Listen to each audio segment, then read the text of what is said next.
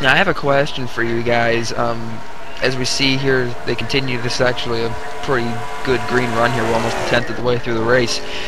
Get back on the 5 car for just a moment. Joe Connolly, he's only 1 lap down because he has not made a pit stop yet to fix that car. He is by no means out of this race. If he gets a quick caution coming up here shortly, he could get the lucky dog. How hard is it to drive a damaged car around this place? Oh, with the aerodynamics, especially here at Las Vegas, it becomes, I don't think it hurts you a ton with the game.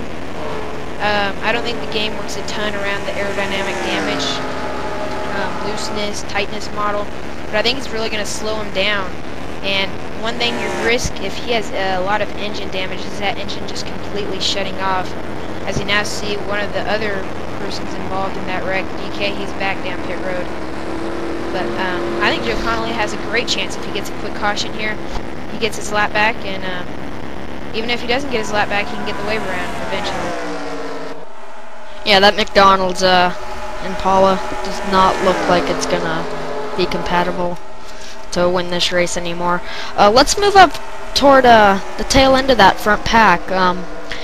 You think the battling like this early on is going to cause another wreck that could take some competitive drivers out of this race?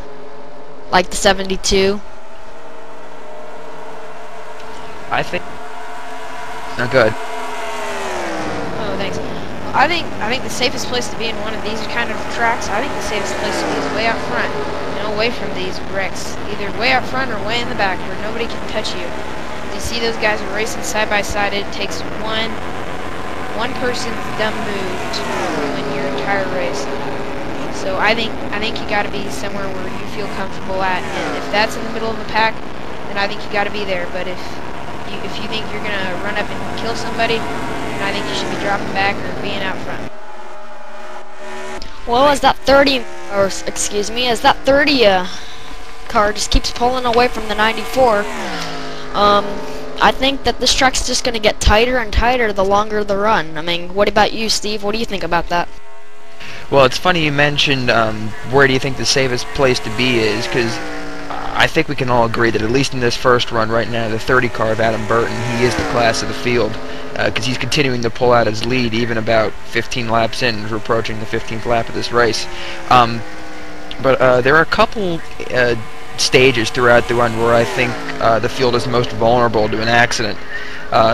First of all, at the beginning of a run, if we get a yellow here and we get everybody pits, gets fresh tires, they're all golden. They think they're invincible when you're on fresh tires.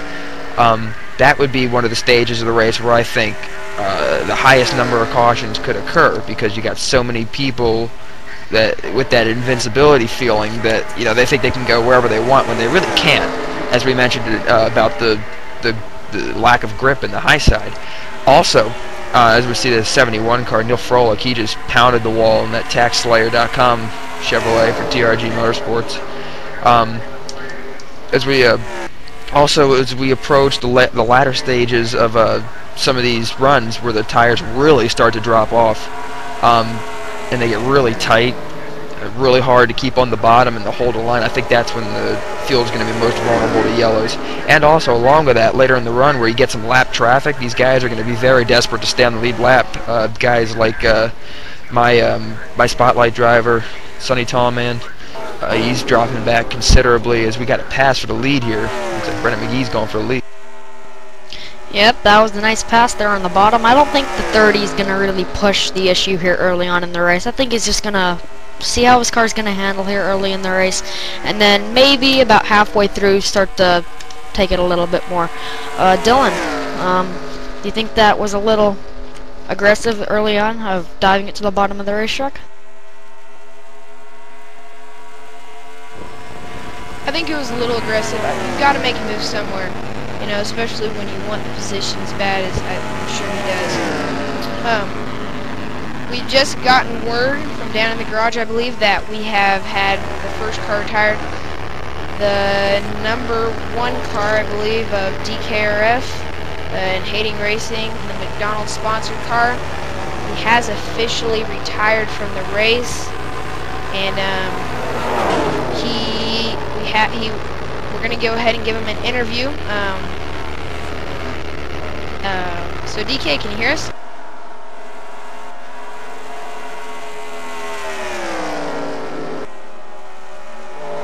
I think he might just be really frustrated over the result of this race, getting taken out on the first lap. Well, it doesn't look like we're going to get a response from him, but as we continue to look at this battle for the lead here, it's just, I can't believe they're still running competitive lap times. I mean, we're 19 laps into this race. I would think the times would have dropped off just a little bit right now, but it's still staying about the same pace here, and I just can't help but think that in a few laps that these times are really going to start falling off. Well, they are falling off actually considerably. Brennan McGee just ran a 39.314. The fastest lap in practice on fresh tires was a 29.5, so that's about 0.8 of a second that 20 lap old tires are dropping off. So there is a little bit of a drop off. It's noticeable. Yep, and these guys are going to be nearing pit stops anytime soon. And I didn't think we mentioned it earlier, but we give the Budweiser Pull Award out to Adam Burton. He ran 28.905, which was over a tenth faster than anybody else. So we give credit to him as he got to lead quite a few laps at the beginning. As now Flyer 2259 is your leader. Well, I just saw that pass, but I'm looking at the 99 of Kyle Young, my spotlight driver, and I'm watching him, and his last lap is 0.4 of a second off those top two, and I don't know if he must be struggling with his car trying to find a good line, because he's pulled away from that pack behind him, but he's in position 3. He's just not anywhere close to the lap times that those top two cars are running. Yeah, and I think a lot of the crew chiefs are saying that around 8 more laps or so, these guys are going to have to be planning to make their pit stop.